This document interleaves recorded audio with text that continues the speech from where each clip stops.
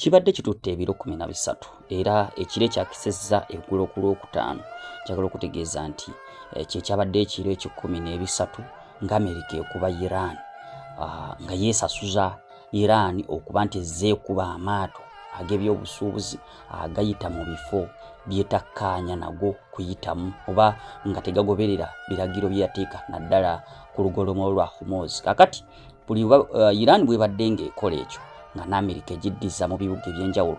Kakati era ekiro ekyakeesezza eggulo Olwokusatu kyekyabadde ekye-13 nga Iran ekubibwa 13th consecutive night of strikes on Iran.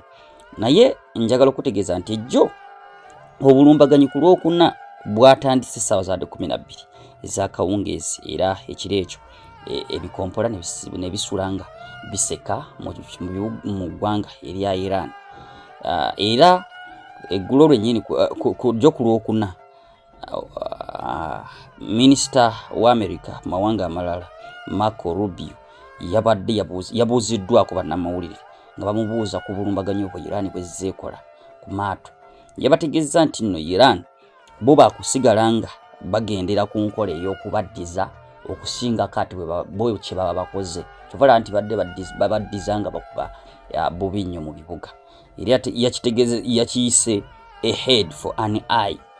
Oli akubye kitono n'ate gwe n'omukuba okumunoza. Kati ye wabula ebyo byayogedde era byazze mu kaseera nga ne Donald Trump wa America yabadde naye akava okwogera. Yayogedde n'agamba nti we kituuse eggwanga erya Iran bagenda kulikuba enkuba gye batagikubangako.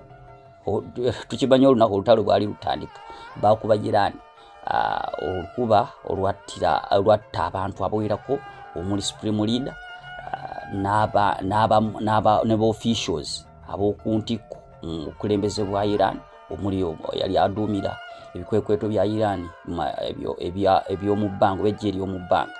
Njagala n'ab'enju aba ne famire ya Ayatollah Ali Khamenei eyattibwa.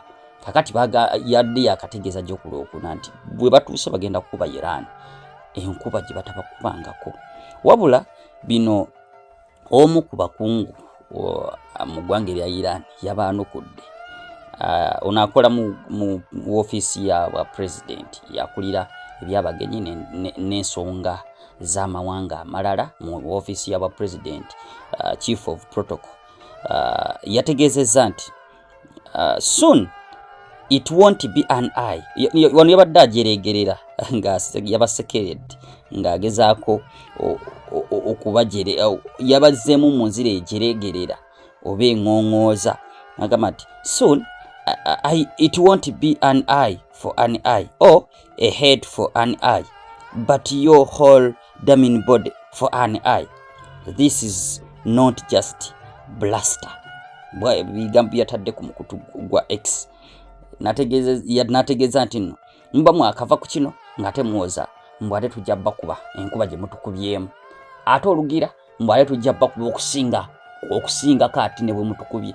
Wayita akaseera katono nti ate tujja bakuba tubanoze okusingira ddala ate kye mukoze. Tujja bakuba olukuba lutakubako. Bino si byakuddaawo kuloko kwogera nnyo ng'ate ebikolwa bitono. Mukole ng'alinga baga nti Amerika eyogera nnyo okusinga ku kyekola. Kale naye obukeeredde olwaleero ku Lwomukaaga njagala okutegeeza nti Donald Trump ebigambo byabadde yamaze dda okubirya kubanga ekisooka ekiro ekikeeseza leero ku Lwomukaaga tiwabaddewo bulumbaganyi bukoleddwa ku ggwanga erya Iran okwawukanako n'ebiro ebirala. Tubadde tugenda mu weeks 2 nga buli lunaku Amerika ekuba Iran ne Iran neddiza ng'eyanukula mu bivuga nga Kuwait n'ebirala. Naye njagala okutegeeza nti ekiro ekikeeseza olwaleero tiwabaddewo obulumbaganyi bwonna era okusinziira ku Iran teri bulumbaganyi bukoleddwa ku ggwanga lya Iran. Era Donald Trump kennyini we bukeeredde ategeezezza nti nno byabadde yakwogera nti basemberedde okuba Iran olukuba bwe bataligikubangako nga ye yennyini abikyusizza n'agamba nti tekikyetaagisa kubanga deal eyina weetuuse bagirabanga ssaawa yonna Iran yalikiriza ebya Amerika byegyetaaza okukola.